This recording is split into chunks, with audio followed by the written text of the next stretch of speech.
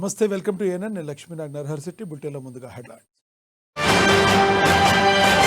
ఇవాళ సుప్రీంకోర్టులో నల్లమల సాగర్ ప్రాజెక్టుపై విచారణ, బలమైన వాదనలు వినిపించేందుకు సిద్ధమైన రేవంత్ సర్కార్.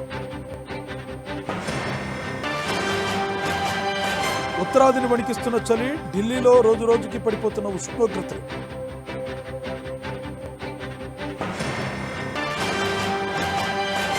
శ్రీహరికోటలో పిఎస్ఎల్వి C-62 రాకెట్ ప్రయోగం, 1485 కేజీల ఉపగ్రహాన్ని నింగిలోకి పంపించిన ఇస్రో.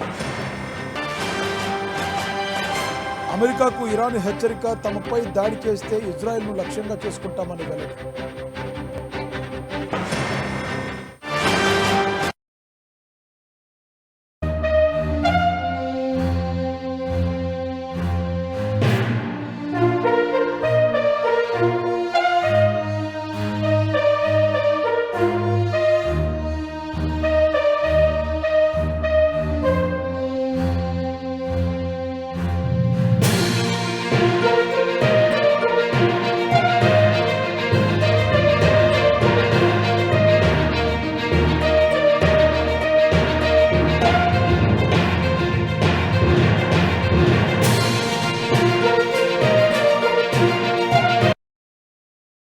బ్రేకింగ్ న్యూస్ చూస్తున్నాం. అమెరికాకు ఇరాన్ హెచ్చరికలు జారీ చేసింది. పార్లమెంటు వేదికగా స్పీకర్ మొహమ్మద్ బాఘర్ ఖలీబాగ్ మండిపడ్డారు.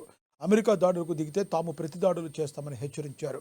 మధ్య ప్రాంతంలోని అమెరికా సైనిక స్థావరాల పాటు ఇజ్రాయెల్ను కూడా టార్గెట్ చేసుకుంటామని చెప్పారు. ఈ సందర్భంగా చట్టసభ సభ్యులు అమెరికా వ్యతిరేక నినాదాలతో పార్లమెంట్ను హోరెత్తించారు. ప్రభుత్వ వ్యతిరేక చట్టాలకు పాల్పడితే వారిని అత్యంత కఠిన రీతిలో శిక్షిస్తామన్నారు. ఇరాన్ భద్రతా దళాలపై కూడా ఆయన ప్రశంసల వర్షం కురిపించారు. నిరసనలకు ధీటుగా ఎదుర్కొంటున్నారని కితాబిచ్చారు. అమెరికా ఇజ్రాయెల్ను నిలువరించేందుకు తామే ముందస్తుగా దాడులకు దిగొచ్చన్న సంకేతాలను కూడా ఇచ్చారు.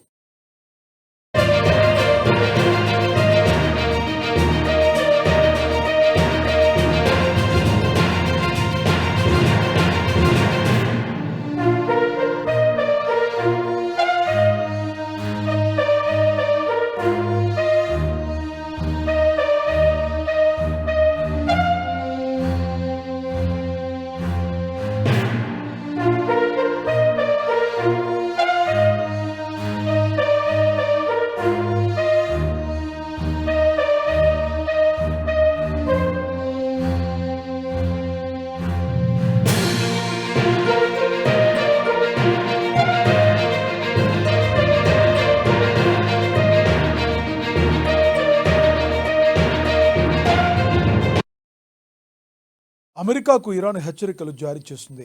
పార్లమెంటు వేదికగా స్పీకర్ మొహమ్మద్ బాఘర్ ఖలీబాగ్ మండిపడ్డారు. అమెరికా దాడులకు దిగితే తాము ప్రతి దాడులు చేస్తామని హెచ్చరించారు. మధ్యప్రాచ్యంలోని అమెరికా సైనిక స్థావరాలతో పాటుగా ఇజ్రాయెల్ కూడా టార్గెట్ చేసుకుంటామన్నారు. ఈ సందర్భంగా చట్టసభ సభ్యులు అమెరికా వ్యతిరేక నినాదాలతో పార్లమెంట్ను హోరెత్తించారు.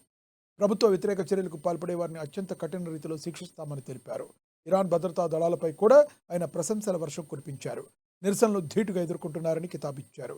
అమెరికా ఇజ్రాయెల్ను నిలువరించేందుకు తామే ముందస్తుగా దాడులకు దిగొచ్చునన్న సంకేతాలు కూడా ఇచ్చారు.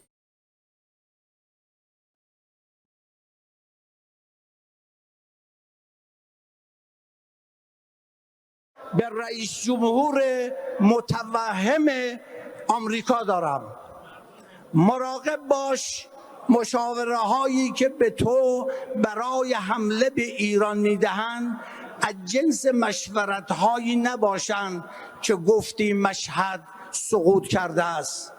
لذا برای اینکه دچار خطای محاسباتی نشوی بدان که در صورت اقدام برای حمله به ایران هم سرزمین اشغالی و هم تمام مراکز و پایگاه‌های نظامی و کشتی‌های آمریکا در منطقه هدف مشروع ما خواهند بود و با این اعترافات صریحی که در قصد تجاوز نظامی به ایران کردی در چارچوب دفاع مشروع خود را محدود به واکنش پس از اقدام نمیدانیم و بر اساس نشانه‌های عینی تهدید اقدام خواهیم کرد. لازم بود این را به شما و به همه همپیمانانت در منطقه بگویم که اشتباهی محاسباتی نکنید که پشیمانی سودی نخواهد داشت.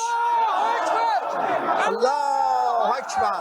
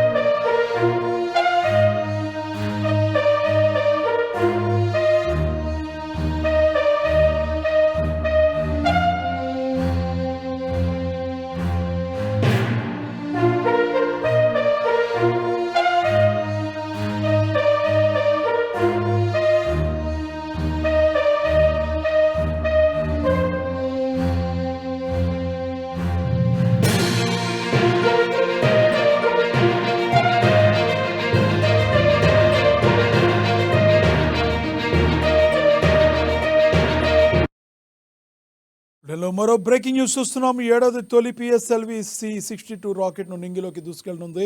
ఆంధ్రప్రదేశ్ శ్రీహరికోటని సతీష్ ధావన్ స్పేస్ సెంటర్ నుంచి ఈ ప్రయోగం జరగనుంది. 1485 కేజీల ఉపగ్రహాన్ని ఇస్రో నింగిలోకి పంపనుంది. ఈ భూపరిశీలన ఉపగ్రహానికి అన్వేషణగా ఇస్రో నామకరణం చేసింది. ఈ రాకెట్ థాయిలాండ్, బ్రిటన్ తయారు చేసిన ఎర్త్ అబ్జర్వేషన్ శాటిలైట్తో పాటు మరో 15 ఉపగ్రహాలను సంక్రోసన్ ఆర్బిట్లో ప్రవేశపెట్టింది. ప్రయోగ కేంద్రం నుంచి దూసుకెళ్లిన 17 నిమిషాల తర్వాత శాటిలైట్స్ను అంతరిక్షంలోకి చేర్చనుంది.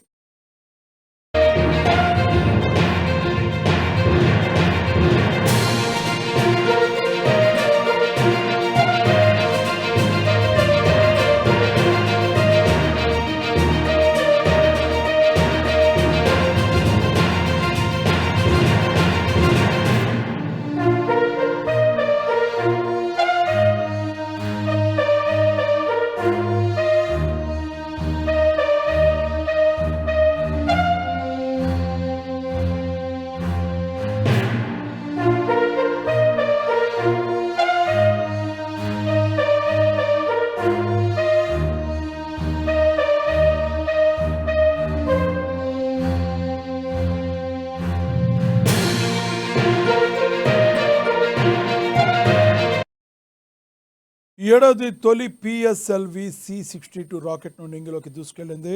ఆంధ్రప్రదేశ్ శ్రీహరికోటలోని సతీష్ ధావన్ స్పేస్ సెంటర్ నుండి ఈ ప్రయోగం జరిగింది. 1485 కేజీల ఉపగ్రహాన్ని ఇస్రో నింగిలోకి పంపింది. ఈ భూపరిశీలన ఉపగ్రహానికి అన్వేషణగా ఇస్రో నామకరణం చేస్తుంది.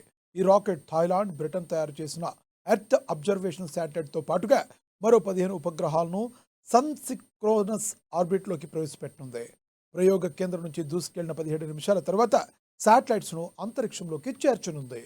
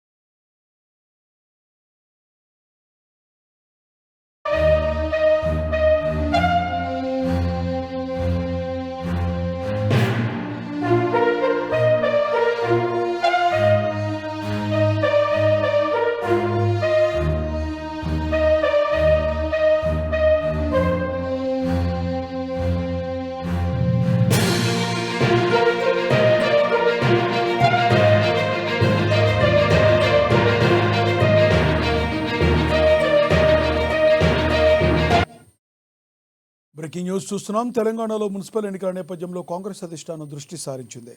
సంక్రాంతి పండుగ తర్వాత మున్సిపల్ ఎన్నికల ప్రచారానికి ముఖ్యమంత్రి రేవంత్ రెడ్డి శ్రీకారం చుట్టబోతున్నారు. ఈ నెల 16న ఉమ్మడి ఆదిలాబాద్ జిల్లాలో పలు అభివృద్ధి కార్యక్రమాలకు శంకుస్థాపనలు, ప్రారంభోత్సవాలలో పర్యటన ప్రారంభించనున్నారు. అదే రోజు సదర్మాట్ బ్యారేజీ ప్రారంభోత్సవంతో పాటుగా చనర్కోట ప్రాజెక్టు సందర్శన సభ ఉంటుందని కాంగ్రెస్ పార్టీ వర్గాలు తెలిపాయి. ఈ కార్యక్రమాలతోనే మున్సిపల్ ఎన్నికల ప్రచారాన్ని ముఖ్యమంత్రి ప్రారంభించనున్నారు.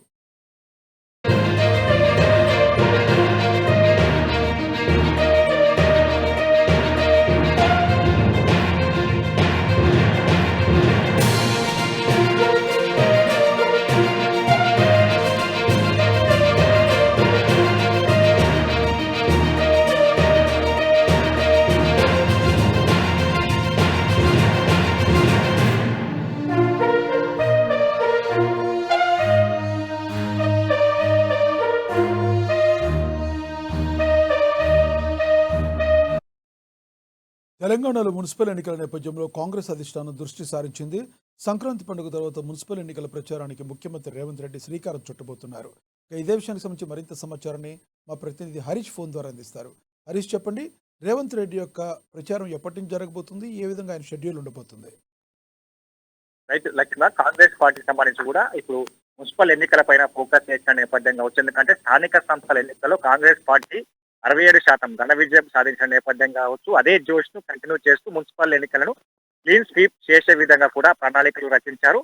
దానికి సంబంధించి ప్రచారాలకు సంబంధించి కావచ్చు, సీఎం రేవంత్ రెడ్డి సంక్రాంతి తర్వాత నెల 16వ తేదీకి సంబంధించి కూడా ఉమ్మడి ఆదిలాబాద్ జిల్లా నుంచి కూడా ఆయన ప్రచారాన్ని ప్రారంభించిన నేపథ్యం అయితే కనిపిస్తా ఉంది. ప్రధానంగా ఉమ్మడి ఆదిలాబాద్ జిల్లాలో 10వ తేదీన భారీ బహిరంగ సభను ఏర్పాటు చేయనున్న నేపథ్యం అయితే కనిపిస్తా ఉంది. దాని తర్వాత హైదరాబాద్ మినహా మొత్తం ఉమ్మడి జిల్లాలకు సంబంధించి కూడా సీఎం రేవంత్ రెడ్డి పర్యటన కావచ్చు, భారీ బహిరంగ సభలు ఉండబోతున్న నేపథ్యం అయితే కనిపిస్తా ఉంది. టార్గెట్ టు మున్సిపల్, ఎందుకంటే వైపు కాంగ్రెస్ పార్టీ అధికారంలోకి వచ్చి 2 సంవత్సరాలు గడిచిన నేపథ్యం కావచ్చు, తర్వాత కంటోన్మెంట్ ఎన్నికలో అక్కడ ఘన విజయం సాధించిన నేపథ్యం కావచ్చు, తర్వాత జరిగిన స్థానిక సంస్థల ఎన్నికలో కాంగ్రెస్ పార్టీకి సంబంధించి కావచ్చు, అక్కడ 67%తో కాంగ్రెస్ పార్టీకి సంబంధించి కూడా ఘన విజయం సాధించిన తర్వాత జరిగిన మొన్న జూబ్లీహిల్స్ ఉప ఎన్నికలకు సంబంధించి కావచ్చు క్లీన్ స్వీప్ చేసిన నేపథ్యం కావచ్చు, దాదాపు 25,000 ఓట్లతో మెజార్టీతో కాంగ్రెస్ పార్టీ అక్కడ నెగ్గడం జరిగింది. మొన్న జరిగిన స్థానిక సంస్థల ఎన్నికలకు సంబంధించి కావచ్చు, ఇప్పుడు మున్సిపల్ ఎన్నికలకు సంబంధించి కావచ్చు, ప్రజా ఆదరణ అంతా కూడా కాంగ్రెస్ పార్టీ వైపే ఉంది. కాంగ్రెస్ పార్టీకి సంబంధించి కూడా సంక్షేమ పథకాలు, అభివృద్ధి కార్యక్రమాల వైపే, డెవలప్మెంట్ అయితే ప్రజలంతా చూస్తా ఉన్నారు. కాబట్టి ఈ మున్సిపల్ ఎన్నికలు కూడా కాంగ్రెస్ పార్టీ క్లీన్ స్వీప్ చేసే విధంగా కూడా ప్రణాళికలు రచించారు. మొన్న పిఏసీ మీటింగ్ లో కూడా ఇదే అంశాలను కూడా ప్రస్తావించడం జరిగింది. గడువు రాష్ట్రంలో మొత్తంగా 117 ఏదైతే మున్సిపాలిటీలకు సంబంధించి కావచ్చు, 6 కార్పొరేషన్లకు సంబంధించి కూడా గడువు ముగిసిన నేపథ్యము ఈ రోజు ఏదైతే తుది ఓటర్ లిస్టుకు సంబంధించిన జాబితాను కూడా ఈసీ ప్రకటించనున్న నేపథ్యం ఉంది.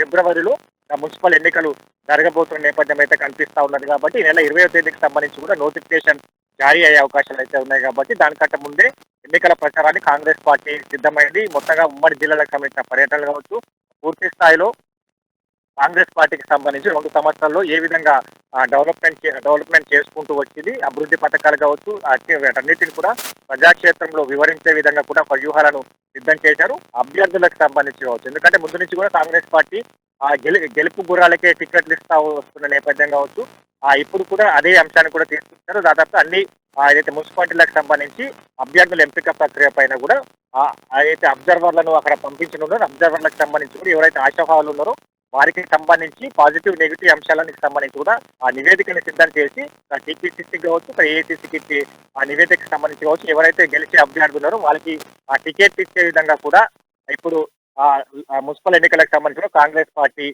సిద్ధం చేసుకునే నేపథ్యం అయితే కనిపిస్తా ఉన్నది.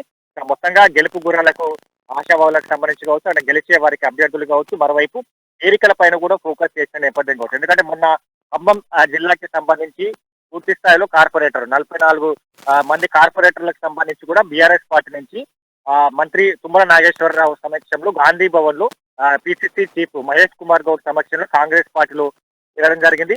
మిగతా కొన్ని జిల్లాలకు సంబంధించి కావచ్చు, అక్కడ మాజీ కార్పొరేటర్లు కావచ్చు, వీళ్ళంతా కూడా కాంగ్రెస్ పార్టీలో చేరుతున్న నేపథ్యం అయితే కనిపిస్తా ఉన్నది. కాబట్టి పూర్తి స్థాయిలో చేరికల పైన ఫోకస్, అలాగే గెలుపు గుర్రాల పైన ఫోకస్ తో పాటుగా ప్రచారాలు, అభివృద్ధికి సంబంధించిన సంక్షేమ పథకాలు డోర్ టు డోర్ తీసుకెళ్లే విధంగా కూడా కాంగ్రెస్ పార్టీ పూర్తి స్థాయిలో మున్సిపల్ ఎన్నికలను క్లీన్ స్వీప్ చేసే విధంగా, అంటే ఇతర పార్టీల ప్రతిపక్ష బీఆర్ఎస్, బీజేపీ పార్టీలకు సంబంధించి కావచ్చు, ఒక్క సీటు దక్కకుండా ఇప్పుడు ఏ విధంగా వెళ్ళాలని కూడా మొన్న పిఏసీ లో కూడా కీలకమైన అంశాలతో చర్చ జరిగింది. ఆ చర్చలో కూడా సీఎం రేవంత్ రెడ్డి, అలాగే incharge Meenakshi Natarajan, PCC chief Mahesh Kumar Goud నేతలందరూ కూడా దిశానిర్దేశం చేసిన పరిస్థితి ఉన్నది. కాబట్టి అందులో అనుగుణంగా ఇప్పుడు మున్సిపల్ టార్గెట్ టు మున్సిపల్ వెళ్తున్న నేపథ్యం అయితే 16 నుంచి కూడా సీఎం రేవంత్ రెడ్డి ఉమ్మడి జిల్లాలకు సంబంధించిన పర్యటనలు, భారీ బహిరంగ సభలు పోతున్న నేపథ్యం అయితే ఉంది. Right, thank you Harish.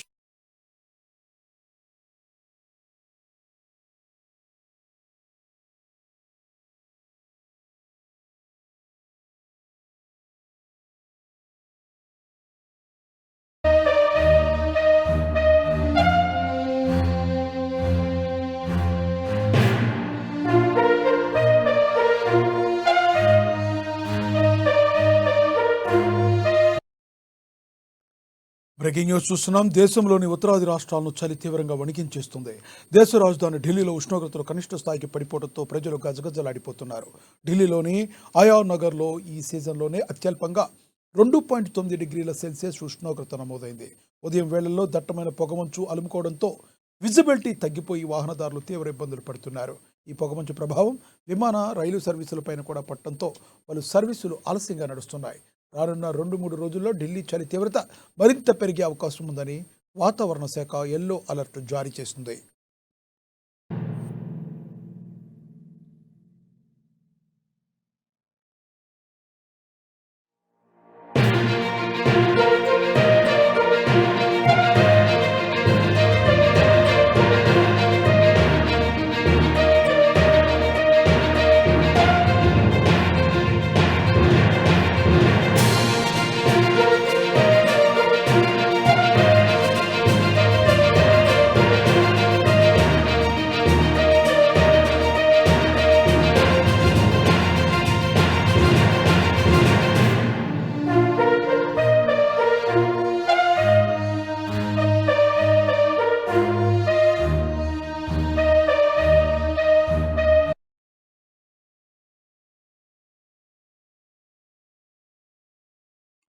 Medchal జిల్లా ఘట్కేసర్ రెవెన్యూ పరిధిలోని వెంకటాద్రి ఏకశిలా వెంచర్ల మధ్య భూ వివాదం ముదురుతుంది.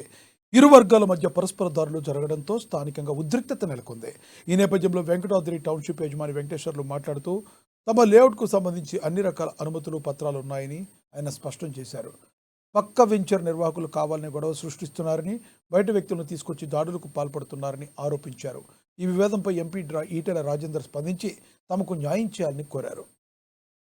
మల్లారెడ్డి గారు కూడా మంత్రిగా ఉన్నప్పుడు లోకల్ వాళ్ళకు ఫోన్ చేసేవారు, గ్రామ పంచాయతీ వాళ్ళకి, అమ్మ వీళ్ళు బాధితులు వచ్చారు, వాళ్ళు పర్మిషన్లు ఇవ్వండి అని చెప్పేవాళ్ళు. వాళ్ళు లిమిటేషన్ ఉండి ఎక్స్ప్లెయిన్ చేసేవాళ్ళు వాళ్ళకి. సార్ ఇట్లా లేఅవుట్ క్యాన్సిల్ అయిపోయింది, వాళ్ళ సర్వే నెంబర్లు వేరు, ల్యాండ్ వేరు అని ఎక్స్ప్లెయిన్ చేసేవాళ్ళు. అలాగే సుధీర్ రెడ్డి ఎమ్మెల్యేగా ఉన్నప్పుడు కూడా నాకు అగెన్స్ట్గానే ఆయన చాలాసార్లు ప్లాట్లు ఫేవర్గా మాట్లాడాడు.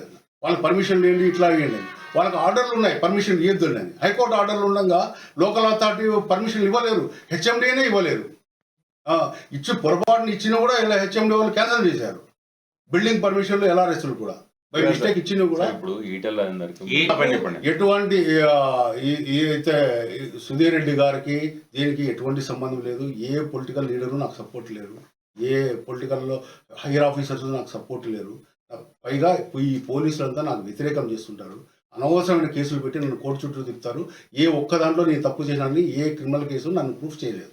అన్ని డిస్మిస్ అయ్యారు. గారికి నేను చెప్పేది ఏంటంటే, సార్ అయ్యా మీరు ఎటువంటి ఎవరన్నా ఒక మనిషి లీగల్గా మీకు నేను ఇంతసేపు గంట సేపు లేదా 2 గంటల్లో ఈ డాక్యుమెంట్స్ వెరిఫై చేసి మీతో మాట్లాడలేను, మీ టైం వేస్ట్ చేయలేనేమో అనిపిస్తుంది నాకు. ఒకవేళ మీకు ఓపిక ఉండి నాకు టైం ఇస్తే నేను క్లియర్గా పిన్ టు పిన్ మీకు 2 గంటలు నాకు టైం ఇస్తే మొత్తం ఎక్స్ప్లెయిన్ చేస్తా. ఆ తర్వాత మీరు ఏమి చెప్తే దాన్ని వింటారు. నా తప్పు అని ప్రూఫ్ చేయండి, చెప్పండి, నేను వింటాను. మీకు టైం లేకపోతే మీరు ఒక మనిషిని, ఒక లీగల్ నాలెడ్జ్ ఉన్న లాయర్ని, ఎక్స్పీరియన్స్ లాయర్ని కానీ ఎవరన్నా పంపండి. జగిత్యాల జిల్లా ఆత్మకూరులో పూర్వ విద్యార్థుల సమ్మేళనం సందడిగా సాగింది. ప్రభుత్వ పాఠశాల 1994-95 బ్యాచ్ విద్యార్థులు ఆత్మనగర్ గ్రామ శివాలయంలో ప్రత్యేకంగా సమావేశమయ్యారు.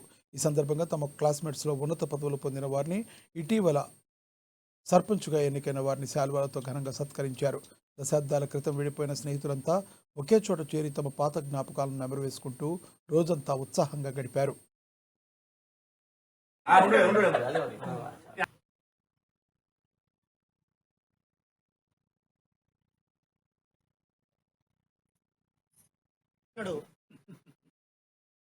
పెద్దపల్లి జిల్లా గోదావరికంలో కాంగ్రెస్ బహిరంగ సభ రసాబసుగా మారింది.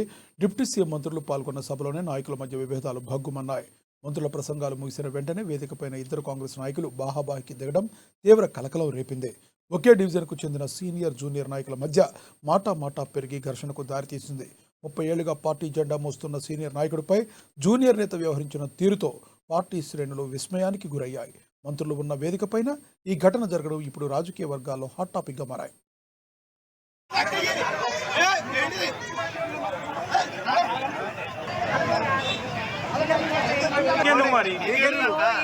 అనుకోలేదు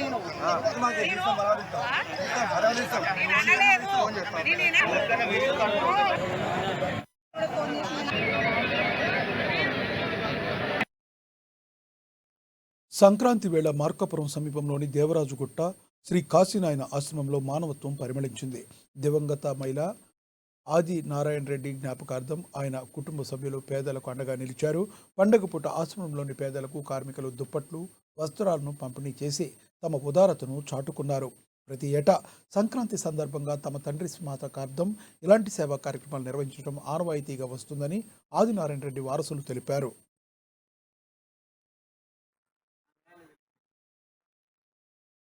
వారి ధర్మపతి శ్రీమతి ఈశ్వరమ్మ, కుమారులు శ్రీ వెంకటరెడ్డి, రెండో కుమారుడు శ్రీ నాగిరెడ్డి, కుమార్తెలు శ్రీ దొడ్డ పద్మావతి, నాలుగో కూతురు సంధ్యారాణి. వారు ప్రతి సంవత్సరం నాయన జ్ఞాపకార్థము సంక్రాంతి పండుగ సందర్భంగా బట్టలు ఇస్తుంటారు.